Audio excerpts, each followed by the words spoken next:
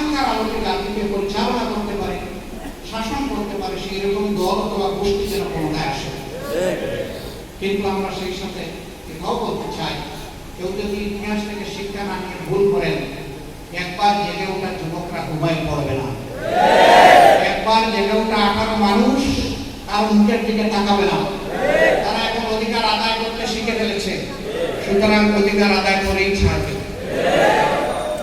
সেই ব্যক্তি আমরাও যদি হই, আল্লাহ যদি আমাদেরকে তাদের জন্য নির্বাচিত করেন, গ্রহণ করেন, আমাদেরকেও সাবধান হয়ে যেতে হবে। ভয় করতে হবে আল্লাহ তাআলাকে, সম্মান করতে হবে জনগণকে, এবং কোনো কিছুর ভিত্তিতে জাতিকে আর বিভক্ত করা যাবে না। বিভক্ত করে আমাদের সর্বনাশ করা হয়েছে। আমরা আলহামদুলিল্লাহ উন্নয়ন তো দেখেছি, ভিজিবল কিছু ব্রিজ হয়েছে, কিছু উড়াল সেতু হয়েছে, কিছু সড়ক হয়েছে, কিছু সুন্দর সুন্দর ভবন হয়েছে, কিন্তু আমাদের অর্থনীতি একদম ধ্বংস শুকনা হয়ে গেছে।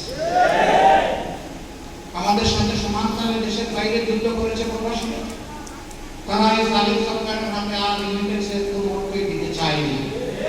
2 দিন যাওয়ার পরে করজোড় করে তখন তাদের কাছে কান্নাকাটি করতে হয়েছে, বাবুরা তোমরা ছেড়ে দাও, ধরে রাখো না, মুদ্রাগুলা দেশে পাঠাও। এদের কথা ওই প্রবাসীরা শুনেনি, কারণ তারা দেশে যখন আসতো পদে পদে লাঞ্ছিত হতো, কোথাও সামান্যটুকু তাদের কোনো সম্মানবোধ ছিল না। এখন আপনারা দেখতে পাচ্ছেন তারা দেশে এসে বলতেছে আলহামদুলিল্লাহ এবার নিজের দেশে এসেছে। এর আগে যেন মনে হতো যে আমরা রিফিউজি হয়ে অন্য কোনো দেশে গিয়েছি এবং রিফিউজির আচরণ আমাদের সাথে করা হচ্ছে। আমরা দোয়া করি এই অবস্থা যেন সামনের দিকে আরো বেশি উন্নত হয়, আরো বেশি জনবান্ধব হয়। আমরা তাদের কাছে কৃতজ্ঞ, তারা বিদেশে থেকে সমানতালে আমাদের সাথে যুদ্ধ করেছে। তাদের কিছু লোক এই সংগ্রামের শরীর হতে গিয়ে মিছিল মিছিল করেছেন, সংশ্লিষ্ট দেশ তাদেরকে গ্রেফতার করে শাস্তি দিয়েছে। আমরা উপদেষ্টা মণ্ডলীকে বলেছি দ্রুত তাদেরকে ছাড়ানোর চেষ্টা করব এবং সম্মানের সাথে তাদের পুনর্বাসিত করব। আজকেও আবার বলবো যে এই কাজটা দেরি করা আমাদের জন্য ঠিক হবে না, যত দ্রুত সম্ভব সেই কাজটা সম্পন্ন করে ফেলা উচিত। আরেকবার আপনাদের সকলকে আমার পক্ষ থেকে, বাংলাদেশ জামাত ইসলামের পক্ষ থেকে আন্তরিক কৃতজ্ঞতা জানিয়ে, ধন্যবাদ জানিয়ে আমার বক্তব্য এখানে শেষ করছি। আল্লাহ রাব্বুল আলামিন এই জাতির উপর রহম করুন, আল্লাহ রাব্বুল আলামিন সত্যের ফয়সালা নাযিল করুন।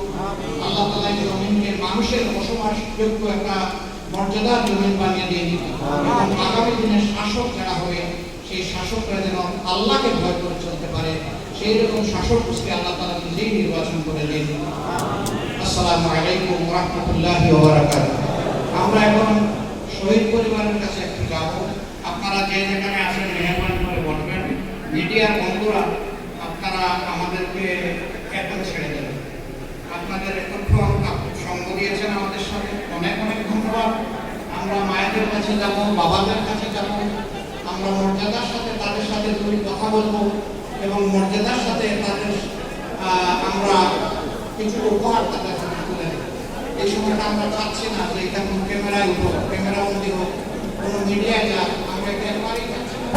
তাদের মর্যাদার প্রতি সম্মান দেখাতে গিয়ে আমরা এটা চাচ্ছি না। আপনারা আমাদেরকে সহযোগিতা করেছেন এবং এখন সহযোগিতা করবেন বলে অগ্রিম ধন্যবাদ। আসসালামু আলাইকুম। সম্মানিত ডেলিগেট বৃন্দ, আপনারা ধৈর্য ধরে